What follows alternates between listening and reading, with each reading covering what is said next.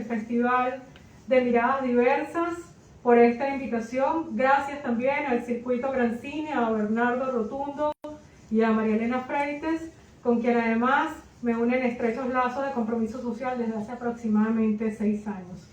Gracias también a la Alcaldía de Chacao, especialmente a la Dirección de Cultura, Ercel Sayas, por regalarnos la oportunidad de poder reunirnos y disfrutar en presencia y en la presencia también de ustedes esta proyección y este cineforo en este hermoso espacio acogedor de la Sala Cabrujas. Hoy vamos a tener la oportunidad de conocer por primera vez en Venezuela un documental que ha podido circular por varios países y ganar diversos premios y reconocimientos gracias al trabajo y al compromiso de la cineasta, documentalista y activista de derechos humanos Mabel Lozano. Chicas Nuevas, 24 horas es el título de este documental. Sobre Mabel Lozano podemos comentarles que es actriz, es investigadora, es articulista del diario El País de España y a raíz de su primera investigación documental se autodefine como defensora y activista de derechos humanos, usando el cine entonces como herramienta de sensibilización y de denuncia.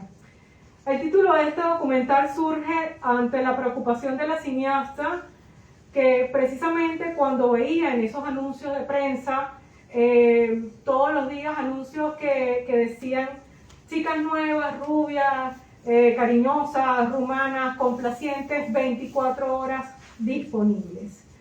De allí, digamos que es el detonante para que Mabel iniciara una investigación que tiempo después la convertiría entonces en activista de derechos humanos al descubrir todo lo que estaba oculto tras el lucrativo negocio que está detrás de la esclavitud prostitucional.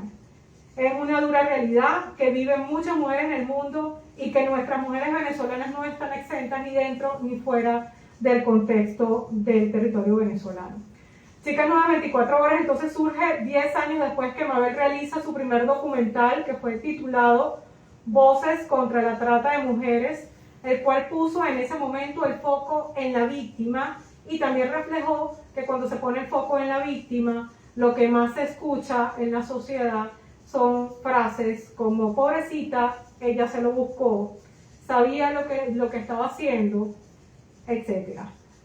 Esto pues fue, digamos, lo que la sensibilizó a ir un poco más allá dentro de su investigación y la movió a su segundo documental que puso el foco en este caso en el cliente, y su segundo documental entonces surge en el año 2018 y se titula El Proxeneta.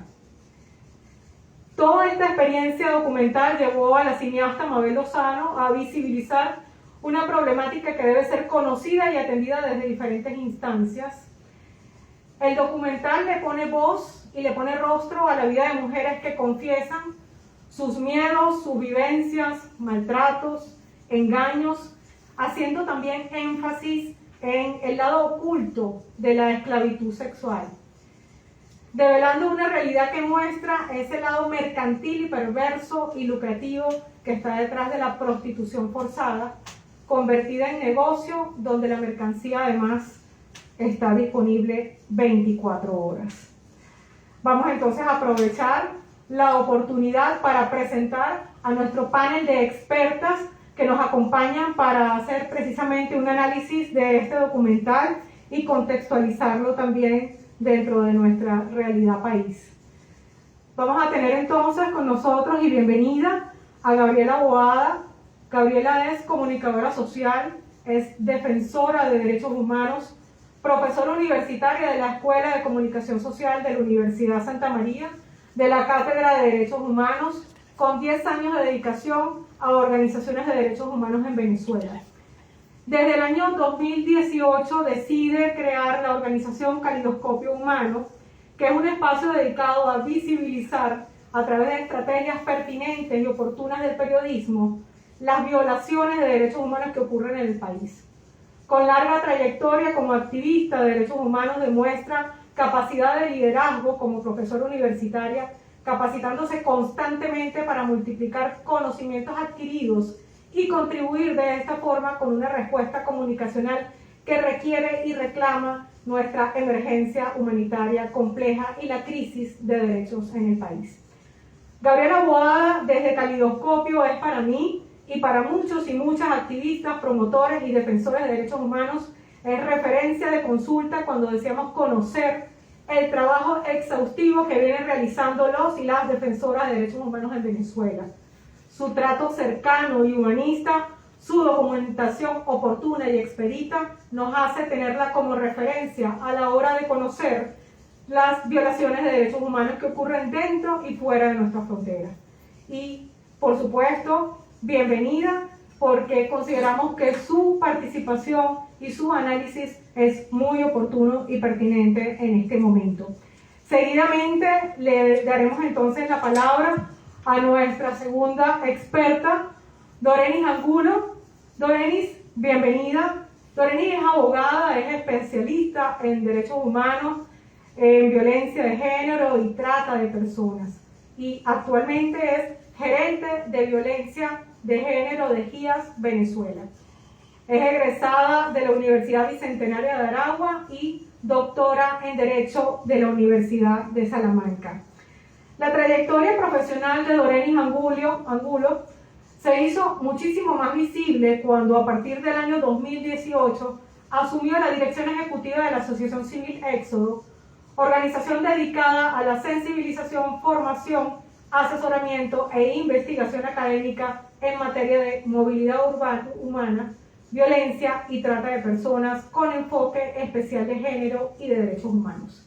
Y justamente para una entrevista que le hiciera Gabriela Boada el día 22 de noviembre del 2019, Dorenis Angulo manifiesta su compromiso personal e institucional a través de estas palabras que me permito citar.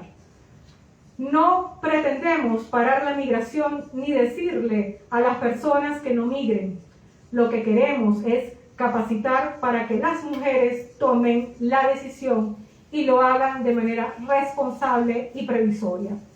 Hoy en día, Dorenis Angulo asume desde GIAS Venezuela un compromiso profesional mayor y de alcance internacional al frente de la Gerencia de Violencia de Género, demostrando así su compromiso personal con la defensa de los derechos humanos de mujeres y niñas, ayudando a desplazados, refugiadas y refugiados a reconstruir sus vidas con dignidad. Bienvenida también, Dorenis, a este espacio y a este cineforo. Le cedo la palabra a Gabriela Boada.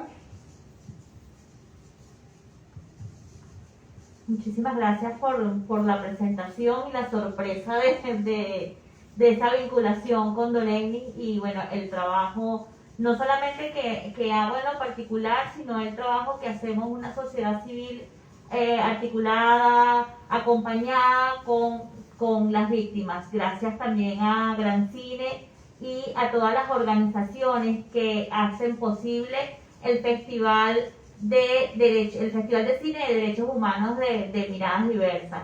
En referencia a la película, yo realmente cuando nos comentaron, nos hicieron la invitación para estar justamente acompañándoles esta tarde, una de las cosas que me motivó fue primero salir del online y iniciar, dar inicio a la apertura nuevamente de estar físicamente en la sala. Y segundo, justamente el tema de la película, Chicas Nuevas 24 Horas, para mí es un poco de la propia experiencia y de la propia perspectiva que les hemos dado desde Caleidoscopio Humano a los casos de trata, explotación sexual y servidumbre moderna. Para nosotros sumamente importante vincular la comunicación, las artes, todo lo que es este tema de expresión de manera creativa en cuanto a la denuncia, y Mabel justamente hace todo esto en sus películas y en sus obras, ¿no? Chicas 24 Horas nos trae sin duda de manera brusca a pensar lo que vivimos en Venezuela desde hace más de 5 años, denunciado también por la sociedad civil, que es una emergencia humanitaria compleja y una migración forzada de manera cruenta, que ha dejado muchas niñas y niños atrás, ha dejado a muchas personas mayores en condiciones más vulnerables.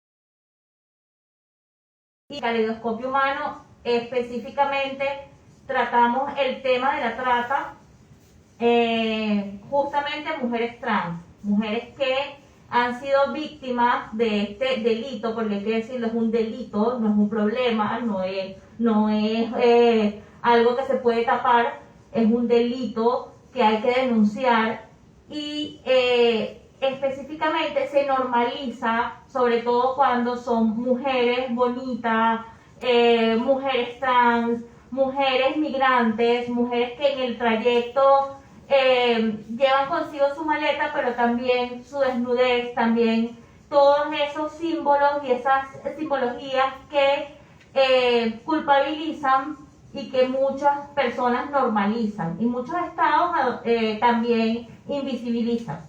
Y desde los medios de comunicación el papel primordial, más allá de informar esto que sucede, esta cosa tan terrible que sucede con temas de trata y todo el contexto que vivimos en Venezuela, bueno, y lo vemos también en Latinoamérica, más allá de hacer una visibilización correcta, nos preocupa que la manera en que se muestra esto es una manera que más bien profundiza la normalidad de estos horrores. En vez de manera educativa mostrar y enseñar y llevar un mensaje a las familias, a las comunidades, de la necesidad de saber que esto existe y no seguir girando la mirada a otro lado y hacernos los locos como que nada sucediera. Esto es sumamente importante y este festival con esta película, con esta experiencia, con esta manera de contar esas historias, nos une a Mabel y nos une a todas esas historias de estas 4 chicas que muestra la película, donde podemos empatizar y saber que hay miles de venezolanas en la misma situación, miles de colombianas en la misma situación, miles de mujeres que siguen siendo discriminadas, estigmatizadas y además juzgadas por la misma situación que las llevó a huir y a salir de esa manera y a ser víctimas de las redes de trata y explotación. Muchísimas gracias, Gabriela, gracias por la intervención. Seguidamente vamos a darle la palabra a Dorenis Angulo para que pueda continuar y ampliar también el tema. Muchas gracias la verdad por la invitación, a Gran Cine, a todas las personas que de alguna u otra manera hicieron posible este festival. La participación de Hayas para acá es sumamente valorada, ya que también coincido con Gaby en que el arte, el cine, la manera de contar historias y además historias que son muy duras. Las historias de trata son historias sumamente difíciles, sumamente que creemos que realmente eso, que son una película. Pero mostrar en una película algo que es una realidad y hacerlo con el respeto que se merece cada una de las personas de las cuales está detrás una historia es sumamente importante. Y el trabajo documentalista que hace Mabel desde con donde vuelca toda esa sensibilidad como actriz y como persona comprometida con los derechos humanos, es fundamental difundir y dar ese apoyo. Desde Hayas, como organización, hemos trabajado desde el año 2007 con la protección inicialmente de personas solicitantes de refugio y refugiadas que venían al país huyendo por ser quienes son, o sea, huyendo en busca de refugio y en busca de una protección, ¿no? Y hoy en día ver que pues existe, las leyes venezolanas han reconocido, por ejemplo, el derecho de la violencia de género como una razón para reconocer el refugio. Es una de las cosas que pone como la bandera de que cada día más estamos entendiendo con esa sensibilización que existen necesidades diferentes de proteger a las mujeres que se van a otros países o que regresan a sus países en busca de esa protección que inicialmente quizás no habían tenido, ¿no? Este documental pone los puntos sobre las guías sobre muchas cosas, pues. Cuando hablaban de manera tan cruda sobre cómo presentar un producto, qué esperar del producto, cómo maximizar las ganancias, y haciéndolo desde un punto de vista comercial, y eso nos choca mucho porque nosotros solemos pensar de que, bueno, ¿cómo es meterse en la mente de una persona que está haciendo este delito, como lo señalaba Gabriela? Pero ellos no están pensando que son delincuentes, están pensando que ellos son unos grandes empresarios y que buscan es la maximización de su rentabilidad. Entonces, ¿cómo meterse desde un punto de vista artístico en la mente de una persona que es capaz de comerciar con otra? ¿Cómo ver el hecho de que explotas a una persona dentro de su capacidad incluso física, cuando cada una de las muchachas contaba esos relatos que podían estar más de 15, con más de 15 clientes en determinado momento, siendo incluso algunas niñas? ¿Cómo muestras también la ignorancia de presentar que muchos clientes prefieren tener relaciones con niñas porque creen que de esa manera no van a ser contagiados de enfermedades de transmisión sexual? O sea, cómo mostrar cosas que son muy, muy íntimas de cada persona que las vive, desde un punto de vista que hace que la gente pueda caer en cuenta muy rápidamente, porque no es la historia de otro, es la historia que puede ser la historia de cualquiera que fue engañado y que por buscar sus sueños, lamentablemente, compró la idea de trasladarse a otro país, o incluso de que lo trasladaran a esos otros países, y bueno, se vio en esta situación, que es el tercer delito más lucrativo a nivel mundial, de lo que hablaba, el inicio del que hablaba la actriz que presenta esto,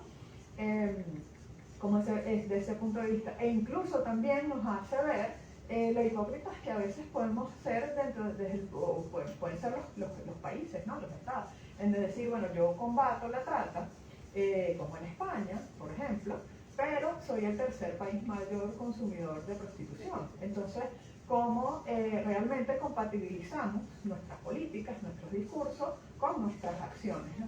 Y eso el arte tiene la capacidad perfecta para poderlo poner en una perspectiva sin que sea una cosa como tan abrupta, ¿no? Por eso cuando me hicieron la invitación, creo que inmediatamente dije que sí, porque estaba segura que en manos de Mabel Lozano presentar una realidad como esta iba a ser un gusto, como en efecto lo ha sido. Muchísimas gracias, Dorenis, y sí, efectivamente coincido con ustedes. Uno de los aportes más valiosos que tiene el documental, realmente los tres documentales de Mabel Lozano, es que precisamente trata un tema sumamente difícil, creo que sin perder de vista a ninguno de los actores que están involucrados, pero con un trato muy respetuoso de cada uno de los temas, porque incluso hasta cuando trata con el documental de Proxeneta, también lo hace desde una mirada tratando de entender esa realidad sin descuidar que estamos hablando de un delito. Entonces, voy a pasar seguidamente, ya tienen cuatro preguntas. Bueno, ustedes se ponen de acuerdo cuál. ¿Cómo se conecta este documental dentro del contexto del Festival de Cine de Derechos Humanos? ¿Qué nos enseña? Esa es la primera pregunta. Y la segunda pregunta, directamente para GIAS Venezuela, para ti, Dorenis. ¿A qué señales o información debe estar atenta las jóvenes que sin darse cuenta están siendo llevadas a esta situación? Entonces, no sé quién quiera responder la primera. Sí, justamente cómo se conecta la historia de la película con el Festival de Cine, de miradas diversas de gran cine, con la realidad venezolana, con muchísimas historias que tal vez no nos atrevemos a contar por el propio respeto a las víctimas, pero muchas veces también por los prejuicios, también por no reconocer que en medio de muchísimas carencias, en medio de muchísima necesidad, en medio de una crisis de derechos humanos, económicos, sociales, culturales y hasta ambientales, allí la historia gira también en lo que tiene que ver la minería ilegal, y cómo en Venezuela tenemos justamente un arco minero y tenemos esas historias también en Venezuela. Conocemos niñas explotadas, niñas abusadas, muchas mujeres que realmente no necesitan viajar o no necesitan trasladarse para saber que hay redes de trata y de captación de esclavitud sexual en las comunidades y sobre todo en las comunidades populares. Recordemos que este contexto que se ha denunciado desde hace más de 5 años, donde una ONU ha reconocido lo que estamos viviendo y ha reconocido las historias vinculadas con la crisis y la emergencia humanitaria compleja, con la profundización de la violencia de género, la profundización del abuso sexual, de la trata, de la explotación. Es algo que venimos viendo y lo denunciamos porque nosotros nos sensibilizamos, pero además queremos que estas historias no se repitan, pero también que no queden impunes. Sin embargo, el festival y actividades como esta nos hacen a que esto sea trasladado a esas personas que no tienen nada que ver con temas de derechos humanos, que no tienen nada que desconozcan. Entonces es una manera de mostrar la realidad que vivimos de alguna manera creativa, pero además de eso, de seguir denunciando y seguir informando lo que está sucediendo en el país. Realmente toda la conexión que hace la película, podemos decir, bueno, es que no hay casos en Venezuela, pero desde que comenzamos a ver la película vimos el contexto venezolano y la migración forzada, y era imposible dejar de pensar mucho en amistades, en familiares que viajaban y por los caminos verdes, como quien dice, familiares, amigos que conoces, que testimonios que has escuchado desde las minas del arco minero del Orinoco, testimonios de Bolívar. Es imposible reflejarlo y no aislarlo a la situación de Venezuela. Para mí de verdad que muy impactante. Yo creo que el día que nosotros dejemos de impresionarnos ante estas historias, ese día, como quien dice, colgamos los hábitos, ¿no? Y seguimos haciendo otra cosa. No deja de mostrarnos afectación cuando vemos este tipo de historias, independientemente que estén bien tratadas, pero no deja además de decirnos que afuera hay un mundo que tenemos que educar y enseñar y mostrar la realidad, y sobre todo hablar de este tema en casa. Y hablando de hablar de este tema, lo primero que nosotros tenemos que decir como organizaciones y como en general como personas sensibles a este tema, es recordarle a las chicas que no todo lo que brilla es oro. O sea, cuando nos hacen una invitación que justamente parece demasiado buena para ser cierto, es porque no lo es. Entonces, nadie da nada de gratis, ¿no? Y eso es una cosa que hay que partir como esa es la gran premisa. O sea, nadie está haciendo ningún negocio para perder, nadie está haciendo ningún favor en la vida para perder. Y una de las cosas que mostraba, entonces en este sentido, pues atentas a las ofertas que hagan para viajar a otros países, en las que incluyan incluso el traslado o el pagar el boleto y después me lo pagas allá con trabajo, cuando tú te estabilizas y todo esto. Eso probablemente, no estoy diciendo que todos los casos sean así, pero probablemente detrás de eso haya algún interés de la persona que está haciendo esa gran ayuda, ¿no? Entonces igualmente ese puede ser una de las, porque si nos ponemos a analizar o a investigar este crimen, la principal razón por la cual las personas, o el principal máscara que se pone en la trata, es la de la oferta laboral. porque las personas están tratando de buscar un bienestar en estos otros países y bueno, a lo primero que quieren acceder es a un trabajo, ¿no? Esa es una de las máscaras. Otra de las máscaras con la que también se presenta la trata es detrás de los novios. Entonces, bueno, una persona con la que chatean, tienen una relación a distancia y después te dicen, bueno, quiero conocerte. Y entonces, ¿cómo yo voy a desconfiar de una persona que tengo un tiempo ya chateando con ella y conociéndola, a que me va a entregar, me va a buscar, me va a pagar el pasaje? O sea, es una, digamos, es una forma un poco más trabajada, pues un poco más sofisticada de llevar a cabo el delito, pero también se disfraza de esa manera. Entonces, hay mecanismos o sea, todos los mecanismos que podemos tener de prevención no sobran, ¿no? Investigar a las empresas, las personas que supuestamente te dice quién pagó el boleto, siempre avisar a una persona si definitivamente van a acceder a viajar porque quieren darse la oportunidad con ese supuesto novio. Entonces siempre avisar dónde están, cuál es la dirección, dónde queda una persona de confianza a la cual poder llamar en caso de... ¿ok? O sea, existen muchísimas maneras de estar avisado, pero siempre uno de los principales mecanismos para combatir la trata va a ser la información. Entonces, en este sentido tenemos que entender que es una realidad, que eso está allí pasando, que no es que solamente es una película, sino que eso pasa y que eso se combate con información. Y por otro lado, también hay una realidad que muestra la película, que es sumamente difícil y sumamente dura, y también Gaby lo señalaba, que dentro de nuestras comunidades populares pues puede también estar sucediendo.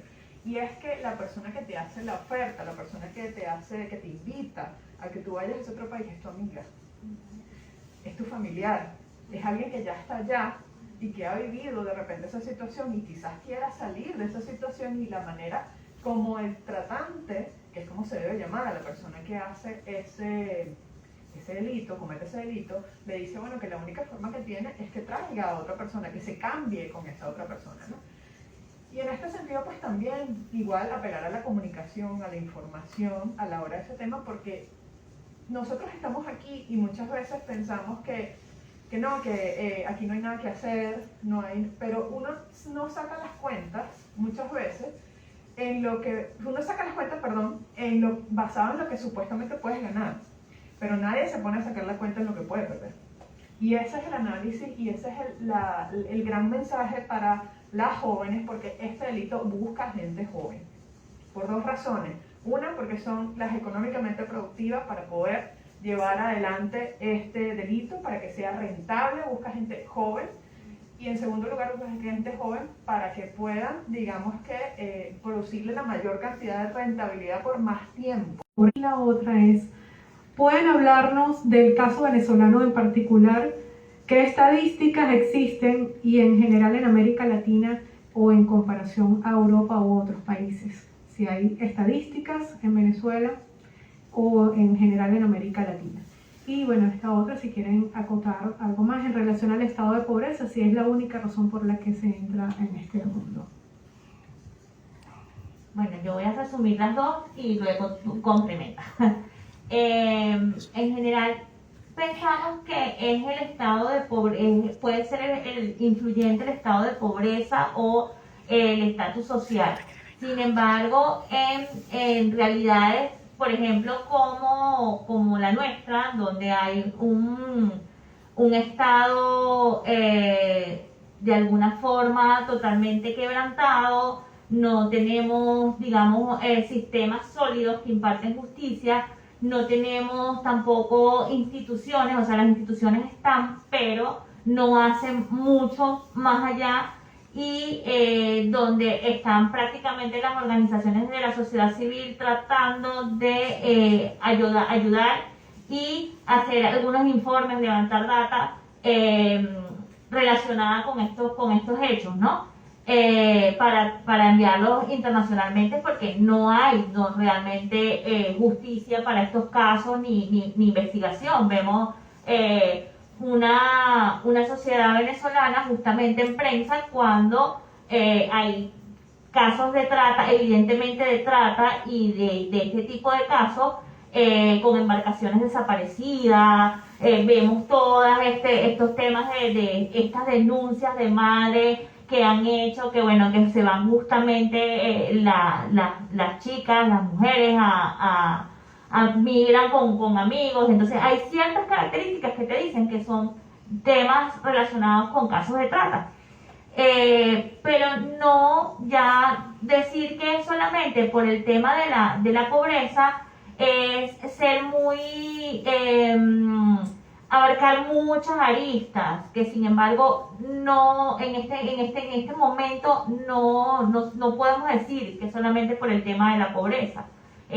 También un sistema cultural, machista, patriarcal, todo lo que vivimos, todo el contexto que vivimos, que hace que cualquier mujer bonita, joven, ¿verdad?, pueda ser víctima a estos horrores. También está todo el tema de la profundización de las desigualdades. Eso influye muchísimo. En cuanto a data, también se relaciona con esto y no tenemos data. Realmente las cifras del Ministerio Público, las últimas fueron en 2017, creo que fue cuando la administración anterior. Y las cifras tampoco eran algo que te daba como sustento para decir, mira, estas son las cifras, podemos compararlas con esto.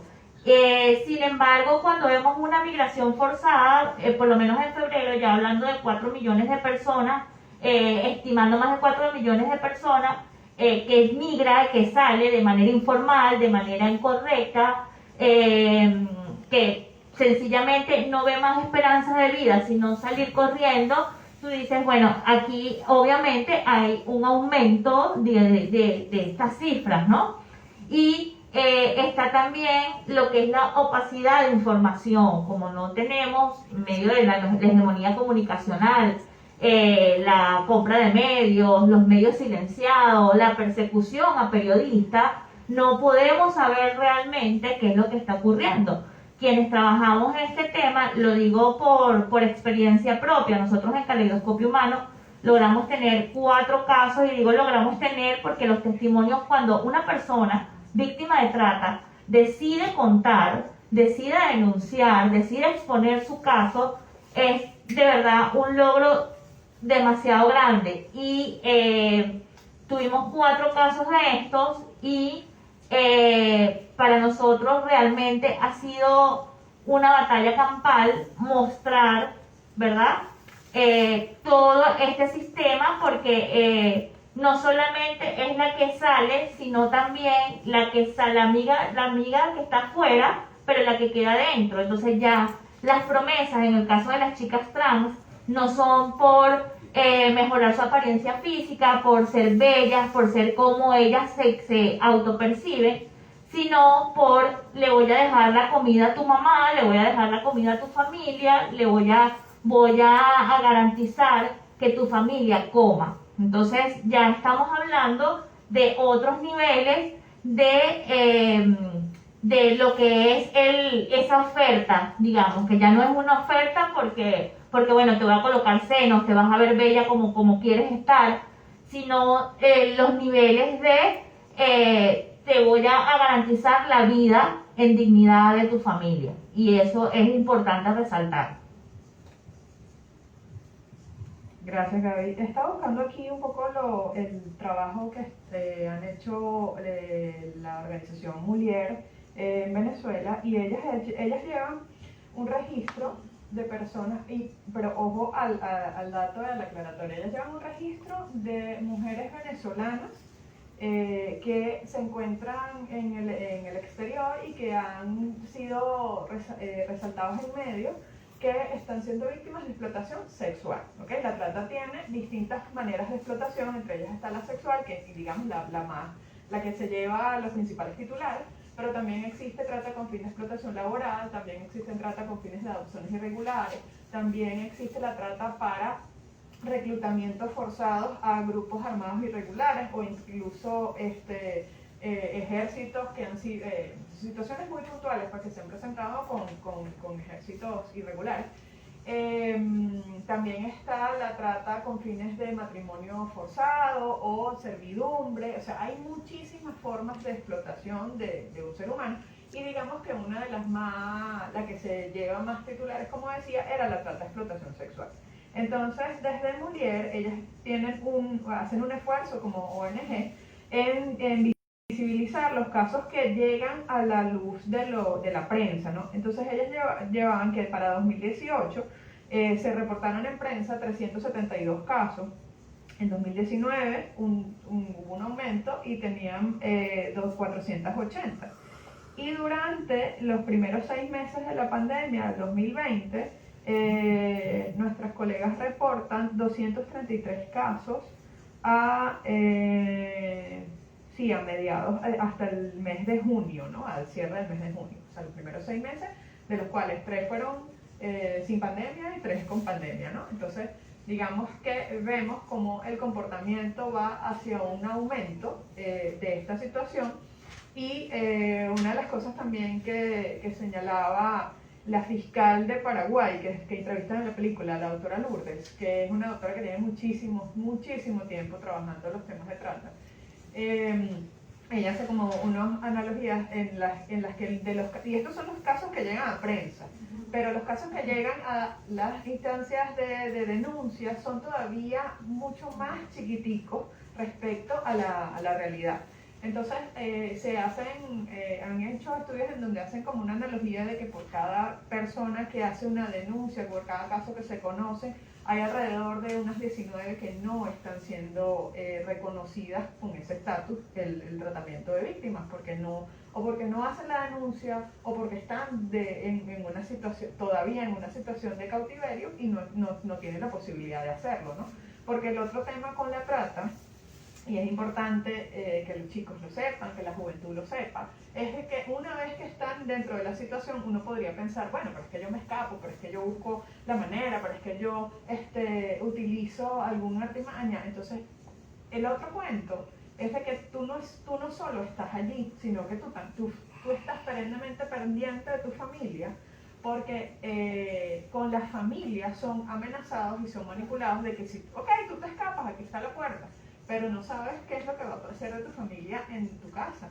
Entonces muchas veces la persona se cohíbe de incluso su propio bienestar porque sabe que si hace lo que la persona desea o espera, cree que su familia va a estar mejor. Y otro de los elementos con los que también las personas son obligadas a permanecer en esas redes de trata es que le dicen, bueno, está bien, te puedes ir, pero me debes el pasaje, me debes el tiempo que yo he estado aquí manteniéndote, me debes una serie de cosas y hasta tanto tú no me pagues eso, no te puedes ir.